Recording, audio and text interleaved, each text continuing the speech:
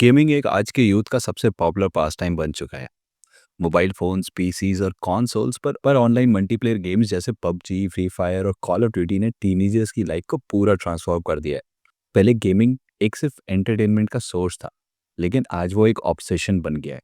लेकिन जब obsession addiction में बदल जाए और एकेडमिक्स, मेंटल हेल्थ और रिलेशनशिप्स पर इम्पैक्ट डालने लगे, तब हमें सोचना पड़ता है, क्या गेमिंग रियली फन है या हार्मफुल। सबसे पहले बात करते हैं कि गेमिंग इंडिया में इतना पॉपुलर क्यों हो रहा है। इजी एक्सेसिबिलिटी, अफोर्डेबल स्मार्टफोन्स और चीप इंटरनेट प्लान्स की वजह से गेमिंग हर टीनेजर के लिए इजीली एक्सेसिबल बन गया है। एक रिपोर्ट के हिसाब से इंडिया में 500 मिलियन से ज़्यादा एक्टिव गेमर्स हैं, जिसमें से सिग्निफिकेंट प्रोपोर्शन टीनेजर्स है। Competitive gaming culture, online multiplayer games ने कॉम्पिटिटिव कल्चर डेवलप किया है, जहां टीनेजर्स अपनी रैंक और स्टेटस के लिए आवर्स स्पेंड करते हैं। Streaming and e sports, YouTube और ट्विच जैसे प्लेटफॉर्म्स पर गेमिंग स्ट्रीमर्स काफ़ी पॉपुलर हैं। कई टीनेजर्स उनसे इंस्पायर होकर प्रोफेशनल गेमर्स बनने का ड्रीम देखते हैं। ई स्पोर्ट टूर्नामेंट्स की राइजिंग पॉपुलैरिटी ने गेमिंग को एक लिक्रेटिव कैरियर ऑप्शन की तरह प्रोजेक्ट किया है। मैं मानता हूँ कि गेमिंग काफ़ी एंटरटेनिंग हो सकती है, लेकिन जब ये हॉबी एक अनहेल्थी ऑब्सेशन बन जाए, तब ये डेंजरस हो जाता है। प्रॉब्लम तब होती है जब बैलेंस लूज हो जाता है। अब बात करते हैं उन नेगेटिव इम्पैक्ट्स की जो एक्सेसिव गेमिंग की वजह से टीनेजर्स की लाइफ पर पड़ता है। First is gaming addiction. कई टीनेजर्स को गेमिंग का एडिक्टिव बिहेवियर डेवलप हो जाता है, जहां वो अपना मैक्सिमम टाइम सिर्फ गेम्स खेलने में लगाते हैं। वर्ल्ड हेल्थ ऑर्गेनाइजेशन ने गेमिंग डिसऑर्डर को ऑफिशियली रिकग्नाइज किया है, जिसमें इंडिविजुअल्स अपने डेली लाइफ रिस्पॉन्सिबिलिटीज को निग्लेक्ट करके सिर्फ गेमिंग में इन्वॉल्व हो जाते हैं।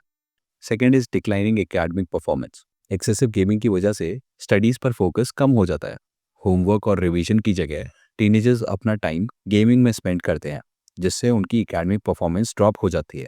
Third is mental health issues. Gaming addiction के साथ एंजाइटी, डिप्रेशन और लो सेल्फ स्टीम जैसे इश्यूज भी डेवलप्ड हो सकते हैं।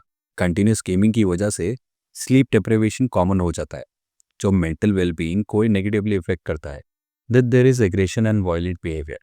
वायलेंट गेम्स जैसे कॉल ऑफ ड्यूटी और जीटीए को ज़्यादा खेलने से एग्रेशन और इम्पल्सिव बिहेवियर डेवलप हो सकता है। स्टडीज ने शो किया है prolonged exposure to violent content teenagers के बिहेवियर को इफेक्ट करता है। सोशल आइसोलेशन, गेमिंग की वजह से रियल लाइफ सोशल इंटरेक्शन कम हो जाता है। टीनेजर्स अपने फ्रेंड और फैमिली से डिस्कनेक्ट फील करते हैं और वर्चुअल वर्ल्ड में ज़्यादा कंफर्टेबल होते हैं। मैं ये नहीं कह रहा कि हर गेमर एग्रेसिव या सोशली आइसोलेटेड हो जाता है, लेकिन अगर गेमिंग का एक्सेस हो तो ये प्रॉब्लम डेवलप हो सकती है। पेरेंट्स और टीनेजर्स दोनों को ये बैलेंस समझना ज़रूरी है। पेरेंट्स और टीचर्स का कंसर्न जेन्युइन है, क्योंकि उन्हें लगता है कि गेमिंग टीनेजर्स के फ्यूचर को नेगेटिवली इम्पैक्ट कर रहा है। कुछ मेजर्स कंसर्न हैं, जैसे कि lack of physical activity. Gaming की वजह से फिजिकल एक्टिविटी ऑलमोस्ट ज़ीरो हो गई है, जिससे ओबेसिटी और अदर हेल्थ इश्यूज का रिस्क बढ़ गया है। मॉनेटरी एक्सप्लॉयटेशन, कई ऑनलाइन गेम्स माइक्रो ट्रांजैक्शंस और इन ऐप परचेसेस प्रमोट करते हैं, जिसमें टीनेजर्स अपने पेरेंट्स का मनी वेस्ट करते हैं। एक्सपोजर टू इनअप्रोप्रिएट कंटेंट, कई गेम्स में वॉयलेंट और एक्सप्लिसिट कंटेंट होता है, जो टीनेजर्स के लिए सूटेबल नहीं होता। प्रॉपर पेरेंटियल कंट्रोल्स के बिना ये एक मेजर इशू बन सकता है। ये ज़रूरी है कि हम एक बैलेंस पर्सपेक्टिव रखें। गेमिंग के कुछ पॉजिटिव एस्पेक्ट्स भी हैं, जैसे कि cognitive skill development. Strategy based games cognitive skills और प्रॉब्लम सॉल्विंग एबिलिटीज को इम्प्रूव करते हैं। Team work and communication, multiplayer games team work और कम्युनिकेशन स्किल्स को एनहांस करते हैं। ई स्पोर्ट करियर अपॉर्चुनिटीज, अगर रिस्पॉन्सिबली किया जाए तो गेमिंग से करियर अपॉर्चुनिटीज भी बन सकते हैं, जैसे streaming, game development and e sports. मुझे लगता है कि गेमिंग सिर्फ तब डेंजरस होता है जब बैलेंस लूज हो जाए। अगर लिमिटेड आवर्स और प्रॉपर पेरेंटियल सुपरविजन के साथ किया जाए, तो ये एक प्रोडक्टिव हॉबी बन सकती है।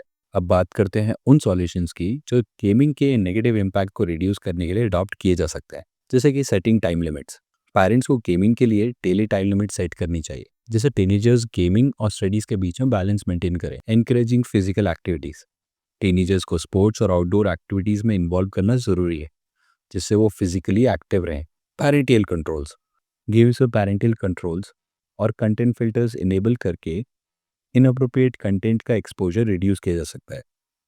प्रमोटिंग प्रोडक्टिव हॉबीज, गेमिंग के अलावा प्रोडक्टिव हॉबीज जैसे रीडिंग, आर्ट और म्यूजिक को प्रमोट करना ज़रूरी है, जिससे टीनेजर्स का इंटरेस्ट डाइवर्सिफाई हो।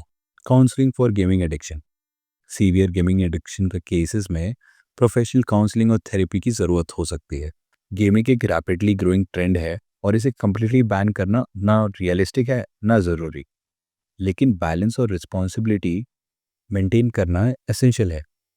टीनेजर्स को गेमिंग के साथ साथ अपनी स्टडीज़, हेल्थ और सोशल लाइफ को इक्वली प्रायोरिटाइज करना होगा। अल्टीमेटली गेमिंग एक टूल है। Use it wisely and it's fun. Use it excessively and it's harmful. Thank you for tuning in for today's episode. अगर आपको ये डिस्कशन इंसाइटफुल लगा तो इसे ज़रूर शेयर करें। अपनी चाय लेकर अगली बार फिर मिलते हैं एक नए और ज़रूरी टॉपिक के साथ। तब तक के लिए take care and stay aware.